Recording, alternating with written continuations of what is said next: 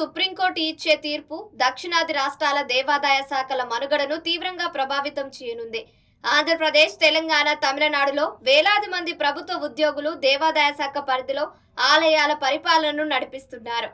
ఒకవేళ కోర్టు ప్రభుత్వ నియంత్రణ చెల్లలేదని లేదా దాని పరిధిని కుదిస్తూ తీర్పునిస్తే ఈ ప్రభుత్వ శాఖల ప్రాధాన్యత పూర్తిగా తగ్గిపోతుంది. దశాబ్దాలుగా చట్టబద్ధమైన అధికారాలను అనుభవిస్తున్న ఈ వ్యవస్థలు తమ ఉనికిని కోల్పోయే లేదా కేవలం నామమాత్రమే పర్యవేక్షణ సంస్థలుగా మారిపోయే ప్రమాదం ఉంది.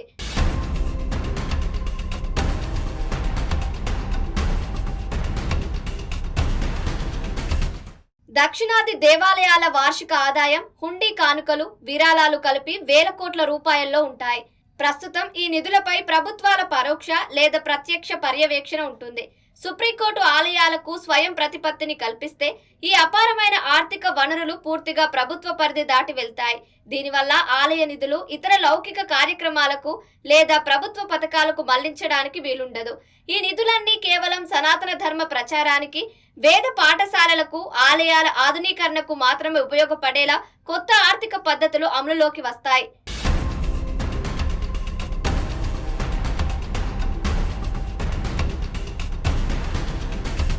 ఆంధ్రప్రదేశ్, తెలంగాణ, తమిళనాడు రాష్ట్రాల్లోని దేవాలయాలకు లక్షల ఎకరాల సాగు భూములు, విలువైన పట్టణ స్థలాలు ఉన్నాయి. ప్రస్తుత చట్టాల ప్రకారం ఈ భూములు లీజులు, వేలాలు, ఆక్రమణల తొలగింపును ప్రభుత్వ అధికారులే చూస్తున్నారు. భవిష్యత్తులో ఈ నియంత్రణ రద్దయితే ఈ భూముల యాజమాన్య బాధ్యతలను నూతనంగా ఏర్పడే స్వతంత్ర బోర్డులు లేదా ట్రస్టులు స్వీకరించాల్సి ఉంటుంది. ఇది సుదీర్ఘకాలంగా లీజుల ద్వారా లాభపడుతున్న వారిపై ప్రభావం చూపడమే కాకుండా భూముల పరిరక్షణకు సరికొత్త చట్టపరమైన సవాళ్లను తెచ్చిపెడుతుంది.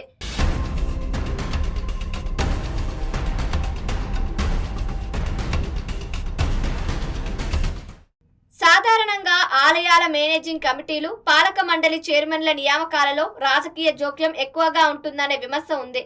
అధికారంలో ఉన్న పార్టీలు తమ అనుచరులకు లేదా రాజకీయ నేతలకు పునరావాస కేంద్రాలుగా ఈ ఆలయ బోర్డు పదవులను వాడుకుంటున్నాయి. సుప్రీంకోర్టు తీర్పు ద్వారా ఆలయాలపై ప్రభుత్వ పట్టు సడిలితే ఈ రాజకీయ నియామకాలకు శాశ్వతంగా బ్రేక్ పడుతుంది.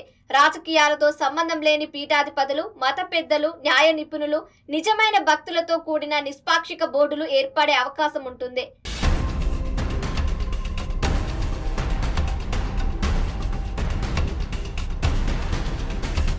ఒకవేళ కోర్టు ప్రభుత్వ నియంత్రణను తప్పుబడితే ఆలయాల నిర్వహణకు ప్రత్యామ్నాయంగా ఎలాంటి వ్యవస్థను తీసుకురావాలనేది పెద్ద ప్రశ్న. దీనికి పరిష్కారంగా సిక్కుల మత సంస్థల కోసం ఉన్న శిరోమణి గురుద్వారా ప్రబంధక్ కమిటీ తరహాలో లేదా ప్రసిద్ధ అమర్నాథ్ శ్రైన్ బోర్డు తరహాలో పూర్తిగా హిందూ సమాజానికి చెందిన స్వతంత్ర, స్వయం ప్రతిపత్తి గల కేంద్రీకృత బోర్డులు ఏర్పాటయ్యే అవకాశం ఉంది. ఈ బోర్డులు ప్రభుత్వ జోక్యం లేకుండా పూర్తి పారదర్శకతతో భక్తుల ద్వారానే ఎన్నుకోబడే వ్యవస్థ వైపు అడుగులు పడవచ్చు.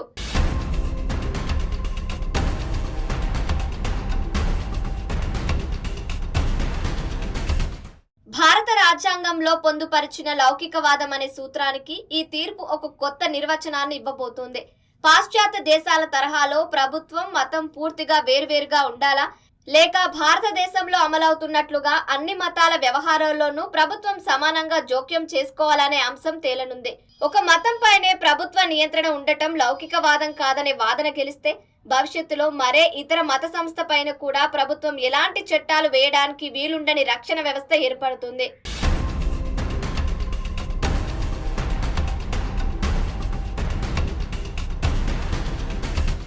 ఈ కేసు కేవలం దక్షిణాది రాష్ట్రాల పిటిషన్లపైనే జరుగుతున్నప్పటికీ దీని ప్రభావం కశ్మీర్ నుంచి కన్యాకుమారి వరకు ఉన్న అన్ని రాష్ట్రాలపై పడుతుంది. ఉత్తర భారతదేశంలోని పూరి జగన్నాథ్, వారణాసి విశ్వనాథ్ ఆలయం, మధుర, వైష్ణోదేవి వంటి ప్రతి పెద్ద ఆలయానికి సంబంధించిన స్థానిక చట్టాలను కూడా ఈ తీర్పు ప్రభావితం చేస్తుంది. ఒక రాష్ట్ర చట్టం చెల్లదని సుప్రీంకోర్టు తీర్పు ఇస్తే అదే సూత్రం ఆధారంగా దేశంలోని మిగిలిన రాష్ట్రాల దేవాదాయ చట్టాలు కూడా రద్దయ్యే లేదా సవరించబడే గొలుసుకట్టు పరిణామాలు చోటు చేసుకుంటాయి.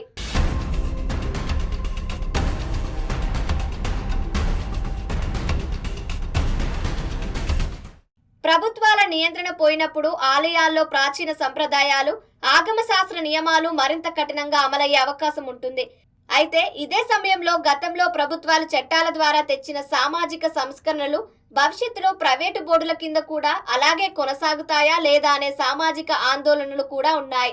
కొత్తగా వచ్చే బోర్డులు సామాజిక సమతుల్యతను దెబ్బతీయకుండా సంప్రదాయాలను ఎలా కాపాడతాయనేది భవిష్యత్తులో చూడాల్సి ఉంటుంది.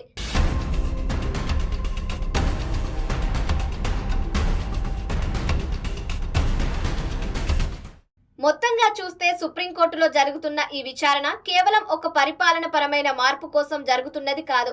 ఇది భారతదేశంలో మత స్వేచ్ఛకు ప్రభుత్వ అధికారాల పరిధికి మధ్య ఉన్న సరిహద్దు రేఖను స్పష్టం చేసే చారిత్రాత్మక ఘట్టం. ఈ కేసులో వచ్చే తుది తీర్పు హిందూ సమాజపు మతపరమైన హక్కులను బలపరచడమే కాకుండా రాబోయే తరాలకు భారతదేశంలో మతం రాజ్యం మధ్య ఉండే సంబంధాన్ని శాశ్వతంగా శాసించే అతిపెద్ద చట్టపరమైన మైలురాయిగా నిలిచిపోతుంది.